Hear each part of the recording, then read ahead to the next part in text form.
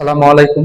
আজকে আমরা হাইড্রোকার্বন জৈব যৌগ রসায়ন অধ্যায় 11 নিয়ে কাজ করব। দেখো নামকরণ আইইউপিএসি পদ্ধতি অর্থাৎ international union of pure and applied chemistry, আন্তর্জাতিক ফলিত রসায়ন সংস্থা।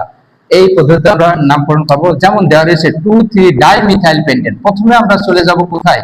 বিউটেন। মুখস্থ রাখতে বলছে methane, ethane, propane, butane, pentane, hexane, heptane, octane, nonane, decane. তোমাদের বইয়ে আছে, ওইগুলো মুখস্থ করবো। বিউটেন মানে আমরা দেখবো যে বিউটেন মানে কয়টা? মিথেন, এভাবে লিখে পড়ো, মিথেন, ইথেন, প্রোপেন। দেখো বিউটেন, বিউটেন মানে চারটে কার্বন। এই চারটে কার্বন আমরা লেখার পরে কি করব? দেখো 2 নম্বরে একটা মিথাইল মূলক। 2 নম্বর প্রথমে এর নামকরণ করে ফেলবো, নাম দেবো। 1 নম্বর কার্বন, 2 নম্বর কার্বন, 3 নম্বর কার্বন, 4 নম্বর কার্বন, এভাবে নাম দেবো। এদিকটাও দিতে পারো 1 2 3 4।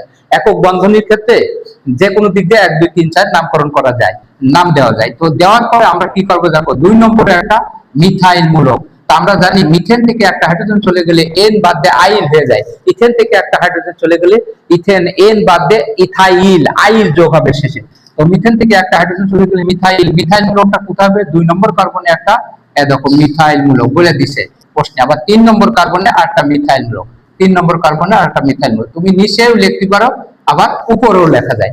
এই হয়ে গেল 1 2। দেখো দুটো মিথাইল মূলক, এই জন্য নাম হয়েছে ডাইমিথাইল। আর এইটা একটু মুখস্থ রাখবে। মনো মানে 1, ডাই মানে 2, ট্রাই মানে 3, টেট্টা মানে 4, পেন্টা মানে 5। এগুলো একটু মুখস্থ রাখলে সুবিধা হয়। হয়ে যাওয়ার পরে এবার আমি কি করব? কার্বনের চতুর্থ দ্বিপদ 4টে হাত। দেখো 3টে আর একটা 4টে, 1 2 3। এই যে 3টে টান না, 1 2 3, 3টে বন্ধন মানে 3টে হাত, আর একটা হাইড্রোজেন মানে একটা হাত।